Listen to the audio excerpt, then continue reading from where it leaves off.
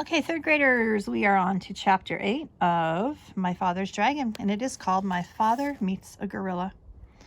My father was very hungry, so he sat down under a baby banyan tree on the side of the trail and ate 4 tangerines. He wanted to eat 8 or 10, but he had only 13 left, and it might be a long time before he could get more. He packed away all the peels and was about to get up when he heard the familiar voices of the boars. I wouldn't have believed it if I hadn't seen it with my own eyes, but wait and see for yourself. All the tigers are sitting around chewing gum to beat the band.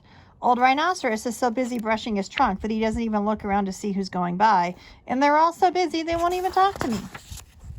Oh, horse feathers, said the other boar, now very close to my father. They'll talk to me. I'm going to get to the bottom of this if it's the last thing I do. The voices passed my father and went around a curve, and he hurried on because he knew how much more upset the boars would be when they saw the lion's mane tied up in hair ribbons. Before long, my father came to a crossroads, and he stopped to read the signs. Straight ahead, an arrow pointed to the beginning of the river. To the left, the ocean rocks, and to the right, the dragon ferry. My father was reading all these signs when he heard paw steps and ducked behind a signpost. A beautiful lioness paraded past and turned around toward the clearings.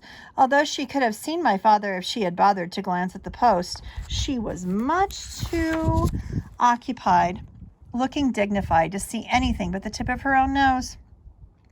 It was the lion's mother, of course, and that, thought my father, must mean that the dragon was on the other side of the river. He hurried on, but it was farther away than he had judged. He finally came to the riverbank in the late afternoon and looked all around, but there was no dragon anywhere in sight. He must have gone back to the other side.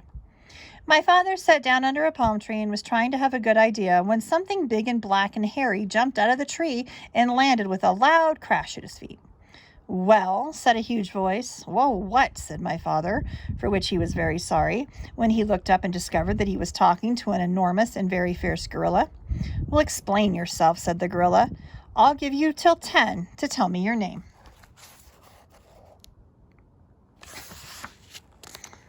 "Your business, your age, and what's in your pack." And he began counting to 10 as fast as he could. My father didn't even have time to say Elmer Elevator Explorer before the gorilla interrupted. "Too slow. I'll twist your arms the way I twist that dragon's wings, and then we'll see if you can hurry up a bit." He grabbed my father's arms, one in each fist, and was just about to twist them when he suddenly let go and began scratching his chest with both hands. "Blast those fleas," he raged. "They won't give you a moment's peace. And the worst of it is that you can't even get a look at them. Rosie, Rhoda, Rachel, Ruthie, Ruby, Roberta, come here and get rid of this flea on my chest. It's driving me crazy." 6 little monkeys tumbled out of the palm trees, dashed to the gorilla, and began combing the hair on his chest. "Well," said the gorilla, "it's still there."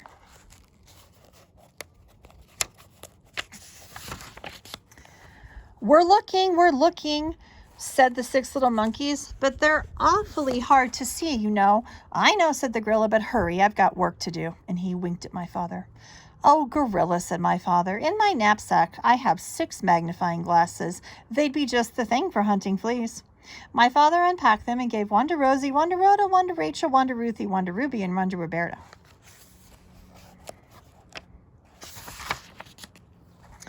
"Why, they're miraculous," said the 6 little monkeys. "It's easy to see the fleas now, and there are hundreds of them."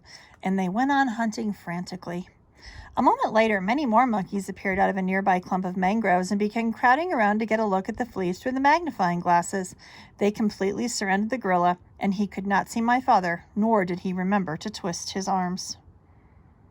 All right, that's chapter 8, third grade. Next is chapter 9.